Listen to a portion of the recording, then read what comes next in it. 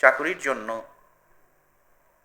কয়েক জায়গাতে রিটেনে টেকার পরেও ভাইভাতে যখন গিয়েছি তখন আমাকে ব্যাপক দুর্নীতি বা অনিয়মের প্রস্তাব দিয়েছিল। আমি সেটা নাকচ করাতে আমার চাকরি হয়নি। অন্যদিকে আমার কোঠা না থাকার অজুহাতে আমাকে চাকরিতে বঞ্চিত করা হয়েছে।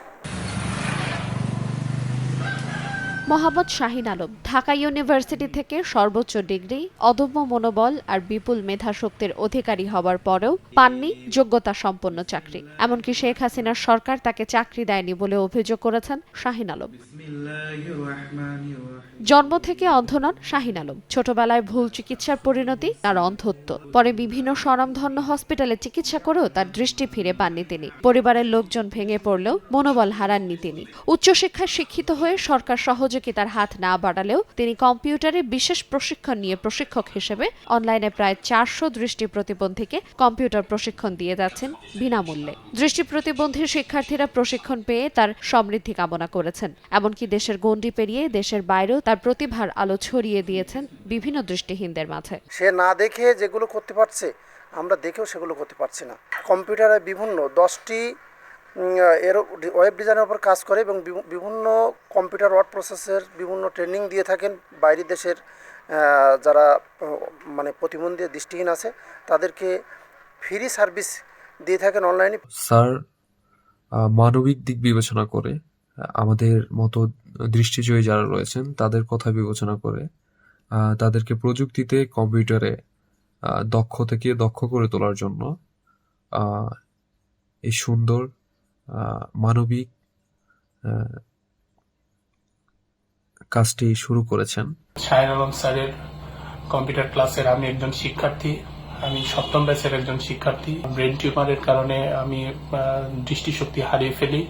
আমি একটা মাল্টিন্যাশনাল কোম্পানিতে কর্মরত ছিলাম সিনিয়র গ্রাফিক্স ডিজাইনার হিসেবে, কিন্তু ভাগ্যের পরিক্রমায় আমি আমার চোখের দৃষ্টিশক্তি হারিয়ে ফেলি এবং আমার চাকরি আমি হারিয়ে ফেলি।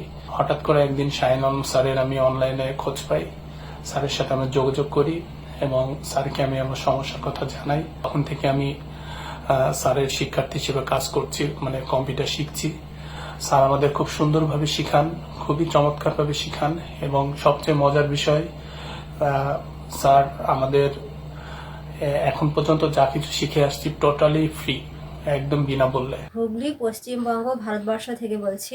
বর্তমানে আমি একজন পিএইচডি স্কলার। পাশাপাশি বাংলাদেশের ঝিনাইদহ জেলার বাসিন্দা শাহিন আলম স্যারের কাছে আমি কম্পিউটার শিখছি। লকডাউনের সময় থেকে উনি ফ্রিতে কম্পিউটার শেখাচ্ছেন, আমিও উপকৃত হয়েছি। মাধ্যমিক ও উচ্চ মাধ্যমিক শেষ হবার পরে ঢাকা বিশ্ববিদ্যালয়ে পড়ার সুযোগ হয় তার। সেখানে পড়ালেখার পাশাপাশি প্রিন্টিং ও মোবাইল অ্যাক্সেসরিজ সহ বিভিন্ন অনলাইন প্ল্যাটফর্ম ব্যবহার করে শুরু করেন ক্ষুদ্র ব্যবসা। উজ্জ্বল ভবিষ্যতের স্বপ্ন নিয়ে বিশ্ববিদ্যালয় থেকে 2019 সালে অনার্স এবং 2023 সালে মাস্টার্স পাশ করে খুঁজতে থাকেন চাকরি। তবে সাবেক প্রধানমন্ত্রীর কোটা সংস্কারের কবলে সে আশাও গুড়ে বালি হয় তার। আমার বন্ধুরা যারা ছিল তারা রাত্রে পড়তো এবং তাদের মোবাইলের রেকর্ডিংটা অন করে রাখতো এবং পরবর্তীতে ওই রেকর্ডিংটা আমাকে দেয়া হতো এবং আমি ওই রেকর্ডিং শুনেই ইউনিভার্সিটিতে ভর্তি হওয়ার জন্য প্রস্তুতি গ্রহণ করি।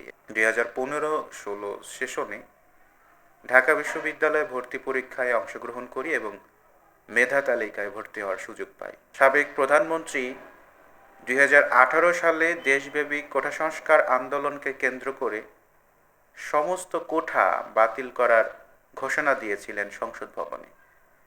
সেই বক্তৃতাকে কেন্দ্র করেই সকল প্রকার কোঠা বাতিল করা হয়েছে। অর্থাৎ পরবর্তীতে অন্যান্য কোঠার উল্লেখ থাকলেও আমাদের জন্য কোনো কোঠা রাখা হতো না। 2020 সালে আমি যখন সোশ্যাল মিডিয়াতে বিজ্ঞাপন দিই তখন দেখা গেল বাংলাদেশের পাশাপাশিও ভারতীয় স্টুডেন্টরাও অনেকেই আমার সাথে যোগাযোগ করছে। তখন থেকে আমি সম্পূর্ণ বিনামূল্যে অনলাইনের মাধ্যমে কম্পিউটার প্রশিক্ষণ দেওয়া শুরু করলাম। ঝিনাইদহ জেলার মহেশপুর উপজেলার বাসিন্দা শাহিন আলম এই পর্যন্ত বাংলাদেশের এবং ভারতের 350 জন দৃষ্টিহীন মানুষদেরকে কম্পিউটার প্রশিক্ষণ দিয়েছেন এবং বর্তমানে 45 জন বাংলাদেশি এবং ভারতীয় শিক্ষার্থী কম্পিউটার প্রশিক্ষণ নিচ্ছে। সময় সংবাদ, ঝিনাইদহ।